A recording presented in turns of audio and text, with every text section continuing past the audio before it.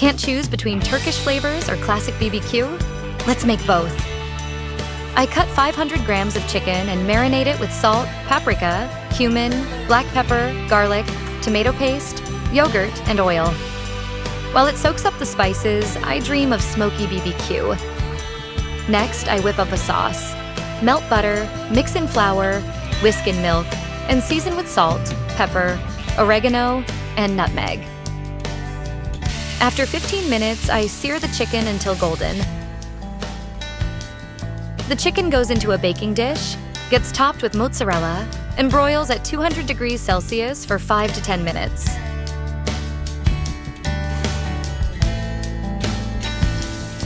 The result?